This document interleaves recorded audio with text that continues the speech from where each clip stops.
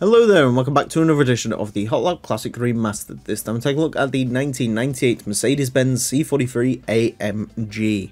My favourite of the Mercedes C-Class generations, this one.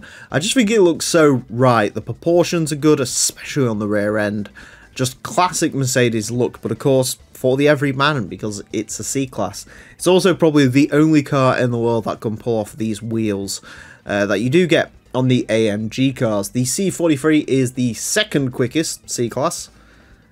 Yeah, there was the C36, the C43 came a bit later, and then the C55, which isn't in the base game. It was supposed to be, but it isn't. Thanks to GT2 Plus mod, though, that is brought back, so we'll see that car later on, but now it's time for the smaller, the C43 AMG to take on the track, and I'm not too sure how this is going to go, really. Front engine rear-wheel drive, 530 horsepower, 1,397 kilos.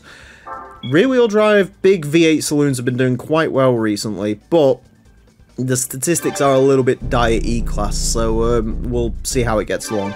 Anyways, it is going to get 6 laps of the Motorsports Land track in order to set the best time it possibly can. Our current leader is the Toyota Sleeker Rally car, which has a time of 27.552. The C43 AMG is unlikely to beat that, but it is likely to be quite quick. Its bigger brother, the E55, has been round. That set a stonker of a time of 30.499.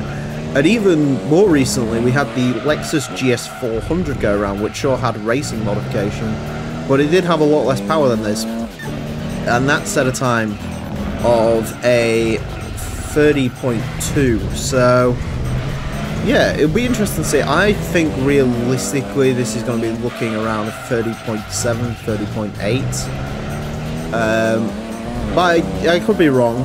I mean, it feels pretty nice to drive.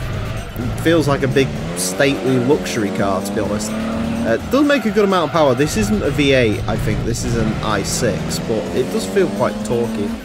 30.552 on the first flyer. It's a lot closer to the E than I expected it to be. But yeah, I hope this does well, because like I say, I'm a big fan of this car.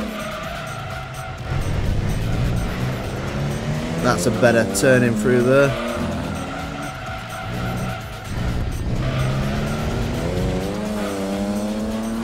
Wow!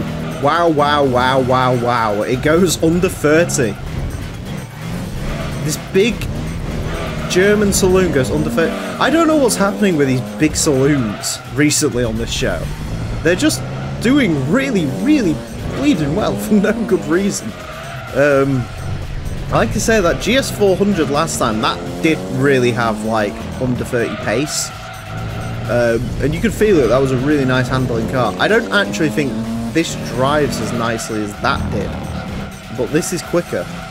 This is significantly quicker than the E55 as well, which again, I thought the E55 was impressive because before the E55 came on, the big V8 saloon cars we've had, I mean the closest rival to the E55 in terms of this game, not in real life obviously, in terms of like the biggest rivals to the E-Class, it would have been the BMW 740i, which was an abysmal car to drive. That really was not a good one. That was like well down with like the key cars and stuff like that. But this one isn't that. I don't think it's going to go any quicker, unfortunately. I think it could, maybe. But it just drives really nice. I mean, there's no two ways about it. This is a nice car to drive. I think that under 30 might be pushing this a little bit, but I mean, hell, that was a messy lap, and that was still 30.599. There is some consistent pace in this. Maybe not consistent under 30 pace, but there's definitely some good pace in this. Really nice car to drive. Really, really nice car to drive. Yeah. It's good. It really is good. I'm happy because I really like this thing, but I mean, that lap really did work out, didn't it? By the looks of it. Do I think there's a little bit more time in there? I did go on the grass a little bit. in Sector 3. So I think if I didn't have that off-track excursion, we could be looking at like a 29.8 flat, but it's not bad. 29.846, not bad at all. And that will place it into 59th place. It goes between the RX-7 Type RS and the Turismo GC300 car.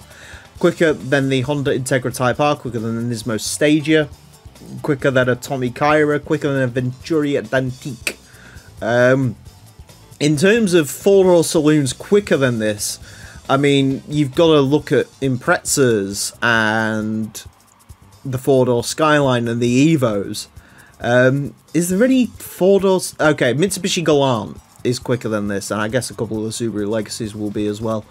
But that's really, from a rear-wheel drive car, that is really, really impressive. It's just good to drive. It is nice, it's good, it's easy. It's 530 horsepower, but it handles that power pretty well. Yeah, really good car. I'm excited to see what the C55 does now. I fear that might be a little bit too much power, but we'll have to wait and see on that one. Anyways, that is it for this episode. Thank you all very much for watching. Join me next time when I'll be driving something completely different, and until then, farewell.